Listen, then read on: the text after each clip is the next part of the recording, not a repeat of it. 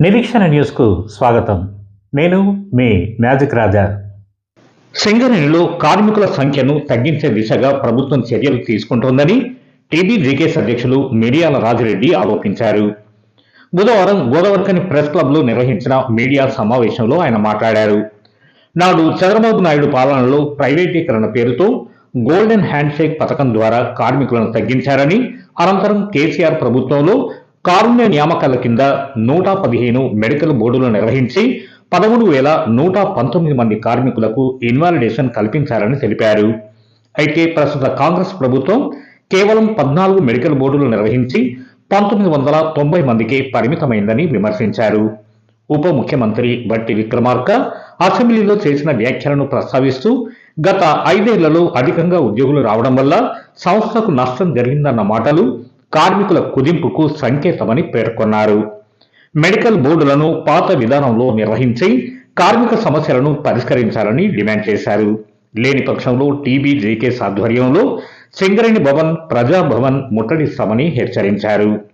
ఈ సమావేశంలో టీబీజీకేఎస్ ప్రధాన కార్యదర్శి Ketireddy Surender Reddy, senior vice president Nune Komaraiah, కోశాధికారి Chelpuri Satish, joint secretary Panuganti Sattaiah, organizing సెక్రటరీలు పోలాడి శ్రీనివాసరావు, చల్ల రవీందర్ రెడ్డి, పొగాకు రమేష్, నాయకులు దూట శేషగిరి, వాసర్ల జోసెఫ్, జనగామ మల్లేష్, పల్లె సురేందర్, రొడ్డ సంపత్, పులిపాక శంకర్, అడ్డగట్ల గోపి, రెహమాన్, నూతి రాజ్ కుమార్, భాస్కర్, కిరణ్, రవికిరణ్, తోట తిరుపతి, సునీల్ తదితరులు పాల్గొన్నారు.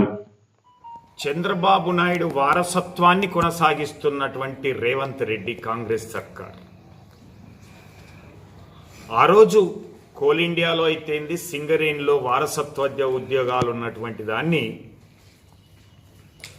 పివి నరసింహారావు గారి యొక్క లిబరలైజేషన్, ప్రైవేటైజేషన్, గ్లోబలైజేషన్లో భాగంగా చంద్రబాబు నాయుడు గారు కూడా ప్రైవేటీకరణను ప్రోత్సహిస్తూ సింగరేణిలో ఉన్నటువంటి ఉద్యోగుల సంఖ్య తగ్గాలి అని, వాళ్లకు గోల్డెన్ హ్యాండ్ షేక్ పేరు మీద 20,000 మందిని తగ్గిస్తూ, ఆ తర్వాత డిస్మిస్ల పేరు మీద 10,000 మందిని తగ్గిస్తూ, ఇంకా ఇతరత్ర కారణాలతోటి కార్మికులందరినీ కూడా 1,16,000 ఉన్నటువంటి దాన్ని తెలంగాణ వచ్చేంత వరకు 60,000 వరకు మాత్రమే కుదించబడింది.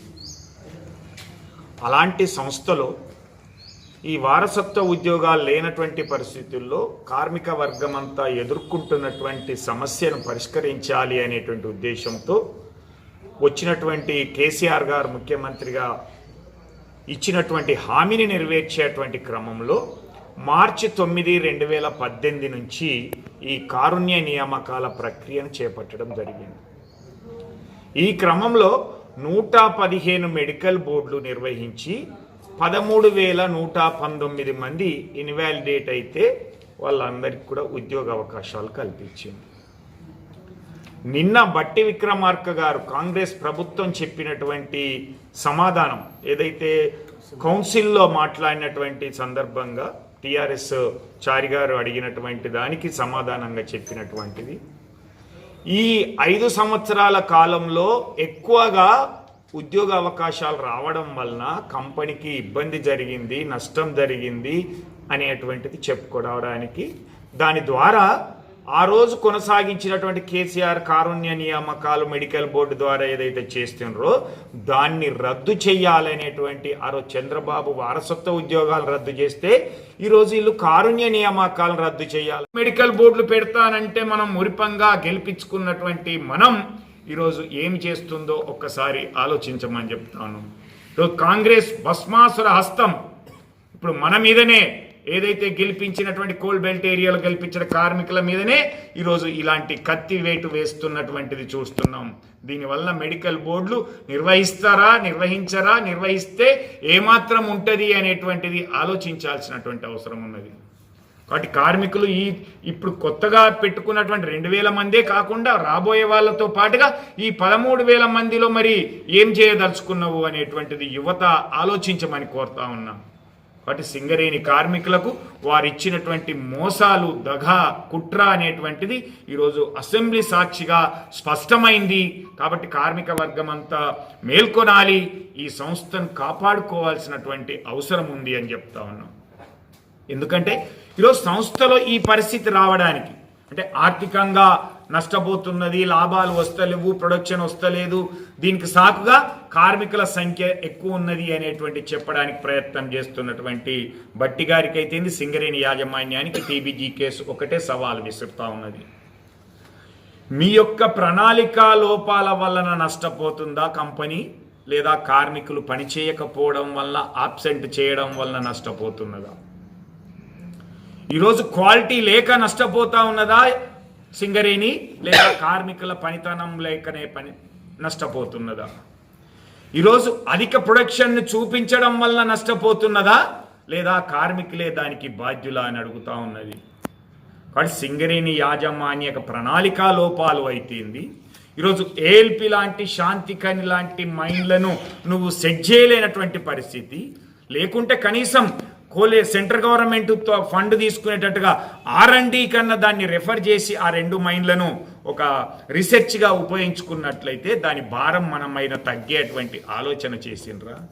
కాంగ్రెస్ అంటేనే స్కాములు, స్కీములు, దాంట్లో భాగంగానే కదా ఈరోజు STPPలో అయితేంది, FGD అయితేంది, లేకపోతే ఎందారంలో అయినటువంటి కుంభకోణం అయితేంది, SRPOCలో డీజిల్ది అయితేంది, లేదంటే సమంత సత్తుపల్లిలో జరిగినటువంటిది అయితేంది, సత్తుపల్లి ఓసీలో జరిగినటువంటి స్కామ్లు అయితేంది, కాంట్రాక్టర్లకు అనుకూలంగా నిర్ణయాలు తీసుకోవడం అయితేంది, లేదా కోర్టులో కాంట్రాక్టర్లకు అనుకూలంగా అంటే వ్యతిరేకంగా కంపెనీకి అనుకూలంగా వాదించకపోవడం వల్ల ఓడిపోయినటువంటి కేసులు అయితేంది, ఇవన్నీ కంపెనీకి ఈరోజు ఆర్థికంగా నష్టపోవడానికి కారణము అనేటువంటిది.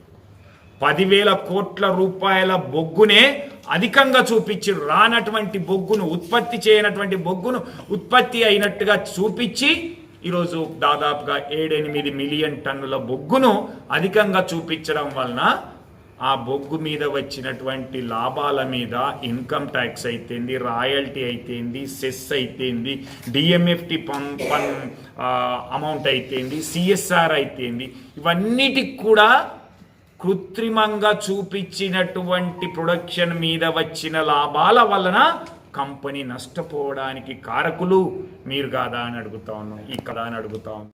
ఈరోజు ఒకటే ప్రశ్న అడుగుతా ఉన్నాం. మీరు చెప్పినటువంటి దాంట్లోనే ఈరోజు 13,119 అనేది 115 మెడికల్ బోర్డులలో పెడితే ఒక్కొక్క బోర్డుకు 80-82 మంది మాత్రమే ఇన్వాలిడేట్ అయినారు. కానీ మీరు చెప్పినటువంటి 2 ఏళ్ల కాలంలో కాంగ్రెస్ ప్రభుత్వం వచ్చిన తర్వాత నిర్వహించినటువంటి 14 మెడికల్ బోర్డులలో 1990 మంది అయ్యిండ్రు అని మీరే చెప్పారు, ఉద్యోగాలు ఇచ్చినామని. అంటే ఒక్కొక్క బోర్డుకు 142 మందిని ఇన్వాలిడేషన్ అయింది అనేటువంటిది మనకు మీరు చెప్పినటువంటి అంకెల ప్రకారంగానే అర్థమవుతా ఉన్నది. కాబట్టి నీకు ఆ రోజు తెలియనటువంటి పరిస్థితి మరి ఇప్పుడే తెలిసి వచ్చిందా అనేది కార్మిక వర్గం అడుగుతూ ఉన్నది. ఈరోజు ఎందుకు మరి ప్రభుత్వాలలో కారుణ్య నియామకాలకు 5 సంవత్సరాల గడువు ఉంటుంది, 5 సంవత్సరాలు లెఫ్ట్ ఓవర్. కానీ కోల్ ఇండియాలో కానీ సింగరేణిలో కానీ 2 సంవత్సరాలకే ఎందుకు పెట్టిండ్రు? కార్మికుల యొక్క కష్టం ఆ విధంగా ఉంటుంది. అనేక మంది రోగాల బారికి గురవుతారు, కాళ్ళు చేతులు అనేటువంటి గాయాలతో పాటు యాక్సిడెంట్లు అయితే అనే ఉద్దేశంతో 2 సంవత్సరాలకే కారుణ్య నియామకాలు పెట్టినటువంటి ప్రక్రియలో భాగంగా వారసత్వాలు లేనటువంటి ప్రక్రియలో ఆ రోజు ఎక్కువ మంది అప్లై చేసుకోవడం, ఎక్కువ మంది దీర్ఘకాలిక రోగాలతో బాధపడుతున్నటువంటి, మోకాళ్ళు నొప్పులతో బాధపడుతున్నటువంటి వాళ్లకు మెడికల్ బోర్డు పెట్టి ఇచ్చినటువంటి దాన్ని ఈరోజు ACB ఎంక్వైరీ పేరు మీద మీరు కాలయాపన చేస్తూ ఉన్నారు. ఈ 2 సంవత్సరాల కాలం నుంచి మరి ఇప్పటి వరకు ACB ఎంక్వైరీ కావాలేదా, పూర్తి చేయలేకపోతున్నావా? విజిలెన్స్ డిపార్ట్మెంట్ నీ విజిలెన్స్ డిపార్ట్మెంటే కదా ప్రతిరోజు అనునిత్యం మస్టర్ పడిన కార్మికుడిని కూడా వెళ్ళిపోయిందనే ఉద్దేశంతో వేధించేటువంటి, ఫోన్లు లాక్కునేటువంటి విజిలెన్స్ డిపార్ట్మెంటు మరి ఇన్ని సంవత్సరాలుగా ఏం చేసింది, ఎందుకు యాక్షన్ తీసుకున్నది, ఎవరిని మీద తీసుకున్నది? అంటే నామమాత్రంగా కొంతమంది కార్మికుల మీద ఏదో చర్యలు చేపట్టింది తప్పితే అసలైనటువంటి అధికారులు అయితేంది, బోర్డుకు చైర్మన్గా ఉన్నటువంటి వాళ్ళు అయితేంది, దీనిలో ఉన్నటువంటి డాక్టర్ల యొక్క ప్రక్రియ అయితేంది, అధికారులు ఉన్నత స్థాయి అధికారులు అయితేంది, వాళ్ళ మీద మరి విజిలెన్స్ రిపోర్టు ఏమి ఇచ్చిందో తెలియజేయాలి. అంటే ఈరోజు 13,000 మంది కార్మికులకు ఏం చెప్పబోతున్నారు? కాబట్టి సింగరేణి కార్మిక వర్గం ఆలోచించమని కోరుతా ఉన్నా. కార్మిక సోదరులారా, ఈరోజు మీ పరిస్థితి ఏంటిదో అర్థం చేసుకోండి. ఇప్పుడు 2000కు పైగా కార్మికులు సంవత్సర కాలం నుంచి మెడికల్ బోర్డుకు ఎప్పుడెప్పుడా అని ఎదురు చూస్తున్నటువంటి వాళ్ళు 11-12 నెలల సర్వీస్ మాత్రమే ఉన్నది, మాకు ఉద్యోగాలు వస్తాయా, మేము ఇన్వాలిడేట్ అయితే అని ఎదురు చూస్తున్నటువంటి వాళ్ళు ఆలోచించండి. కాంగ్రెస్ ప్రభుత్వానికి సింగరేణి కార్మికుల హక్కుల సాధన సంస్థ పరిరక్షణ కోసం ఏఐటియుసి చేపట్టిన సేవ్ సింగరేణి జాథాకు జేఎల్బీకేఎస్ ఐఎఫ్టియు పూర్తి మద్దతు ప్రకటించినట్లు ఐఎఫ్టియు రాష్ట్ర అధ్యక్షులు ఐ కృష్ణ తెలిపారు. గోదావరిఖని ప్రెస్ క్లబ్ లో బుధవారం నిర్వహించిన మీడియా సమావేశంలో ఆయన మాట్లాడారు. కార్మికుల సమస్యల పరిష్కారం కోసం యూనియన్లు చేపట్టే ఉద్యమాలకు తామెప్పుడు మద్దతుగా ఉంటామని పేర్కొన్నారు. అయితే కార్మిక సమస్యలపై ఏకపక్షంగా జరిగే ఉద్యమాలకు ప్రభుత్వాలు స్పందించడం లేదని ఆవేదన వ్యక్తం చేశారు. అందువల్ల ఈ జాథా అనంతరం ఏఐటియుసి ఐక్య ఉద్యమాల కార్యాచరణ రూపొందించి అన్ని యూనియన్లను కలుపుకొని ఐక్యంగా పోరాటానికి శ్రీకారం చుట్టాలని ఆయన కోరారు. ఇంకా ఈ సమావేశంలో నాయకులు ఏ వెంకన్న, ఏ నరేష్, అశోక్, రాజేశం, కుమరయ్య, దుర్గయ్య, రాజనర్సు, శ్రీనివాస్, తిరుపతి, సాంబయ్య, మల్లేశం, శేఖర్, శంకర్ తదితరులు పాల్గొన్నారు. ఇవాళ సింగరేణిలో నెలకొన్నటువంటి అనేక సమస్యల్ని కార్మిక వర్గం ఎదుర్కొంటుంది. ఈ సమస్యల పరిష్కారానికై కార్మిక సంఘాలు తమ పద్ధతుల్లో పనిచేస్తున్నాయి. అదేవిధంగా ఇవాళ గుర్తింపు సంఘం, ప్రాతినిధ్య సంఘం గెలిచి 2 సంవత్సరాలుగా వస్తుంది. ఈ 2 సంవత్సరాల కాలంలో కూడా సమస్యలు అనేటువంటివి చాలా ఇంపార్టెంట్, ప్రధానమైనటువంటి మెడికల్ బోర్డు కావచ్చు, విజిలెన్స్ కేసులు కావచ్చు, మారుపేర్లు కావచ్చు, పెర్క్స్పై అలవెన్సులు కావచ్చు, స్వంతింటి పథకం కావచ్చు, ఇంకా అనేక సమస్యల్ని యజమాని ఇప్పటి వరకు ఏఐటిసి గుర్తింపు సంఘంతోనే ఎలాంటి పురోగతి సాధించలేదు. చివరికి ఇవే డిమాండ్స్ పైన ఇవాళ గుర్తింపు సంఘమైనటువంటి ఏఐటిసి సింగరేణి సేవ్ పేరిట రాష్ట్ర వ్యాప్తంగా ఆందోళన జాథా చేపట్టింది. ఇందులో ఉన్నటువంటి డిమాండ్స్ అన్నీ కూడా న్యాయమైనటువంటివి. ఈ డిమాండ్స్ను యాజమాన్యం ప్రభుత్వం తీర్చాల్సినటువంటి అవసరం ఉంది. అందుకని ఈ జాథాను గోదావరిలోయ బొగ్గుగని కార్మిక సంఘం ఐఎఫ్టియు రాష్ట్ర కమిటీ బలపరుస్తుంది, మద్దతు తెలుపుతుంది. ఐఎఫ్టియు శ్రేణులు, అభిమానులు, కార్మికులు, ప్రజలందరూ కూడా ఈ జాథా కార్యక్రమాలలో పాల్గొని డిమాండ్లు ఏదైతే పొందుపరిచారో అవి న్యాయమైనటువంటివి. కనుక ఆ డిమాండ్ల సాధన వరకు మీరు అందరూ కూడా ఆలోచించి ఆ జాథా కార్యక్రమాలలో పాల్గొని విజయవంతం చేయాలని కోరుతూ ఏఐటిసి వారికి కూడా మేము ఒక విజ్ఞప్తి. 2025లో మేము సేవ్ సింగరేణి పేరిట ఇవే డిమాండ్స్ పైన ఒక ఆందోళన కార్యక్రమం చేపట్టినాం. రౌండ్ టేబుల్ సమావేశాలు జరిపినాం. 4-5 సార్లు మా రిజిస్టర్డ్ సంఘాల సమావేశాలు జరిగినాయి. మీకు లేఖలు కూడా రాశాం, కానీ ఎలాంటి స్పందన మీరు రాలేదు. అయినప్పటికీ చాలా సంతోషం మీరు స్వయంగా ఇవాళ చేస్తున్నప్పటికీ. అయితే ఇవాళ ఏ ఒంటరిగా కార్మిక సంఘం చేసినా యాజమాన్యం కానీ ప్రభుత్వం కానీ దిగిరాదు, చేయదు. అది మీ గుర్తింపు కాలం, మీ 2 సంవత్సరాల అనుభవమే మీకు స్పష్టంగా చెప్తుంది. కనుక ఐక్య ఉద్యమాలు తప్ప దీనికి పరిష్కారం లేదు. మీరు గుర్తింపు సంఘంగా ఒక ప్రధాన బాధ్యత తీసుకొని అన్ని కార్మిక సంఘాలతో కలిసి ఐక్య ఉద్యమం చేసి ప్రభుత్వ అనుసరిస్తున్న విధానాలు, సింగరేణి యాజమాన్యం మొండి వైఖరి పైన పెద్ద ఎత్తున ఆందోళన చేపడితే తప్ప ఈ డిమాండ్ల పరిష్కారం అనేటువంటివి కావు అనేటువంటిది మేము ఏఐటిసి వారికి చెప్తున్నాం. ఇవాళ ఈ సమస్యల పరిష్కారానికి ఏ ఒక్క కార్మిక సంఘం దగ్గర శక్తి లేదు, తెలిసిపోయింది. ఎన్నికలలో మనం అధికారం ఇచ్చినటువంటి సంఘాల సత్తా కూడా మనకు తెలిసిపోయింది. కనుక ప్రభుత్వ విధానాలు అనేటువంటి దుర్మార్గమైనవి. కనుక మనం ప్రభుత్వ విధానాలని, సింగరేణి యాజమాన్యం అనుసరిస్తున్న విధానాలకు వ్యతిరేకంగా కార్మిక వర్గం వ్యతిరేకించాలి. కార్మిక సంఘాల పిలుపులో సంపూర్ణంగా పాల్గొనాలి. అప్పుడు మాత్రమే ఈ డిమాండ్ల సాధన అటువంటిది సాధ్యమవుతుందని చెప్పి గోదావరిలో బొగ్గని కార్మిక సంఘం ఐఎఫ్టియు అభిప్రాయపడుతుంది.